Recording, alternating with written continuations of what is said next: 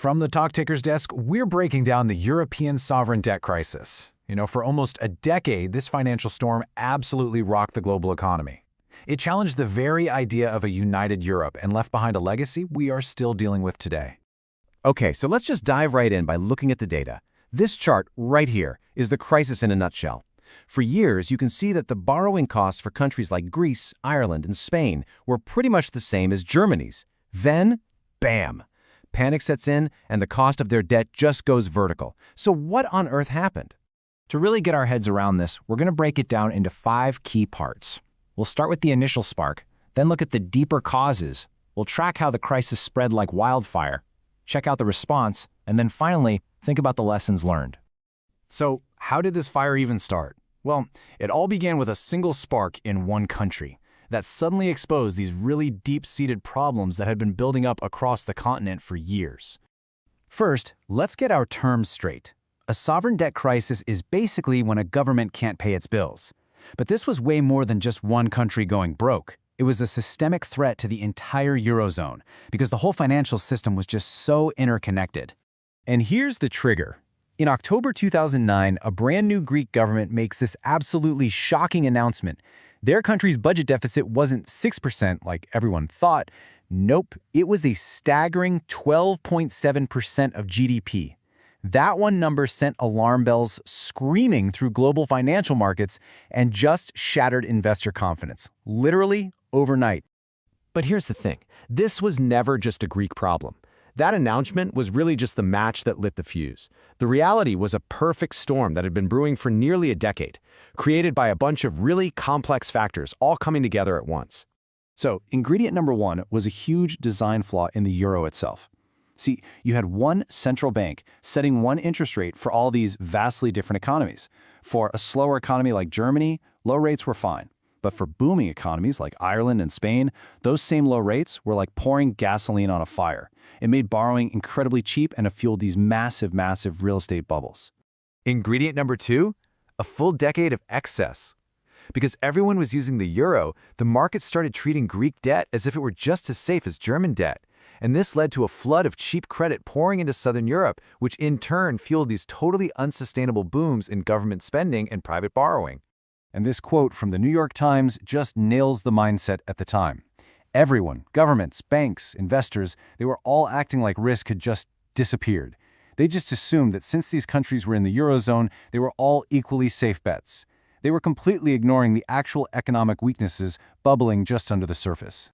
And the final ingredient was that global spark. The 2008 financial crisis, which started over in the US, quickly spread to Europe and triggered a deep recession. This recession put unbelievable pressure on government budgets, it exposed just how fragile European banks were, and it turned all those simmering problems into a full-blown inferno. Right, so once Greece's problems were out in the open, a really dangerous new phase began. All of a sudden, investors started frantically looking around asking who's the next Greece, and that fire of panic began to spread like crazy from one country to another. This is what we call contagion. The result was a domino effect of emergency bailouts. After Greece came Ireland, whose government had taken on huge amounts of bank debt. Then Portugal. Then a bailout for Spain's banking sector.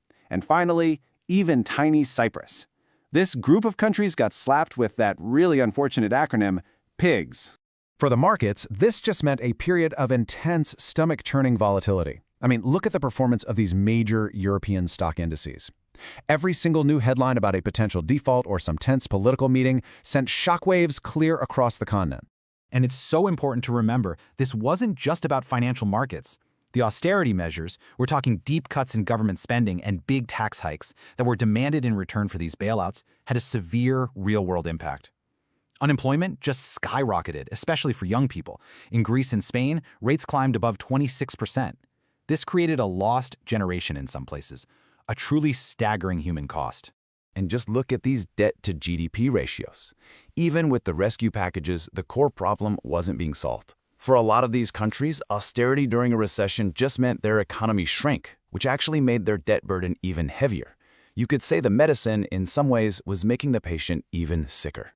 So how did Europe's leaders try to put out this raging fire? Well, the response came in stages, and honestly, policymakers were pretty much forced to invent new crisis-fighting tools on the fly, often after these marathon, all-night summits. At first, they scrambled to set up these temporary rescue funds for emergency loans, but as the crisis just dragged on, it became really clear they needed something more permanent. And that led to the creation of the European Stability Mechanism, or ESM, basically a massive financial firewall designed to stop the contagion. But the real, true turning point for the markets came in the summer of 2012. Panic was at its absolute peak, and people were seriously talking about the euro itself breaking apart. And then, the president of the European Central Bank, Mario Draghi, uttered three famous words: whatever it takes. That pledge, backed by the promise of the ECB's unlimited firepower, was finally enough to calm investor panic. So, the storm eventually passed. The euro survived. But what was the aftermath? And, maybe more importantly, what lessons were learned to stop this from happening all over again? Well, the key takeaway here is that the crisis revealed these deep structural flaws in the whole Eurozone setup. The biggest lesson? A shared currency needs more than just a central bank. It needs more unified control over budgets and banking. In response, Europe created new rules for stricter budget surveillance and set up a banking union to make the whole system more resilient. The Eurozone did survive, and yeah, it's definitely stronger today than it was back in 2010. But those fundamental questions, they're still there.